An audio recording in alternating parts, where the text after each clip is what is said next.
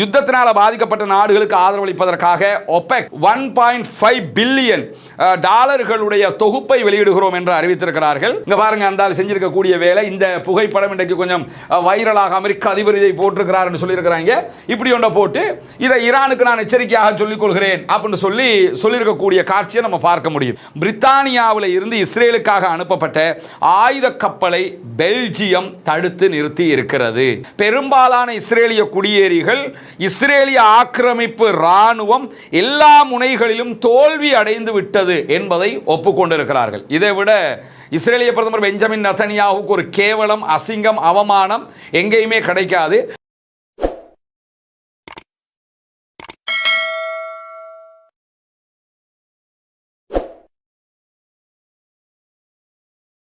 அன்பிற்கினிய சகோதர சகோதரிகளே, நம் அனைவர் மீதும் ஏக இறைவனுடைய அமைதியும் கருணையும் உண்டாகட்டுமாக என்கிற உயரிய பிரார்த்தனைகளோடு பாலஸ்தீனம் மீதான இஸ்ரேலிய ஆக்கிரமிப்பு இராணுவத்தினுடைய 2 ஆண்டுகால யுத்தம் ஒரு யுத்த நிறுத்தமாக மாற்றப்பட்டு இன்றோடு 201வது நாட்களை நாம் தாண்டி கொண்டிருக்கக்கூடிய சூழல்ல இஸ்ரேல் அமெரிக்க ஆக்கிரமிப்பு இராணுவங்கள் ஒன்றிணைந்து ஈரான் மீதான 40 நாட்கள் தொடர் தாக்குதல்களை நடத்தி அந்த யுத்தம் ஒரு யுத்த நிறுத்தமாக தற்காலிக நிறுத்தமாக மாற்றப்பட்டிருந்தாலும் என்ன ஒரு அடுத்த கட்ட நிலை என்பதை அறியாத விதத்தில் தற்போதைய நிலைகள் காலங்கள் கடந்து கொண்டிருப்பதை நாம் அத்தனை பேரும் புரிந்து வைத்திருக்கிறோம். இப்படியான சூழல்ல இன்றைக்கும் பலவிதமான செய்திகளும் இது தொடர்பாக வெளியாகி இருக்கிறது. குறிப்பாக இஸ்ரேலுடைய பொது ஒளிபரப்பு நிறுவனமாக இருக்கக்கூடிய ஹான் நியூஸ் ஏஜென்சி ஒரு போல் எடுத்திருக்கிறாங்க, கருத்து கணிப்பு எடுத்திருக்கிறாங்க.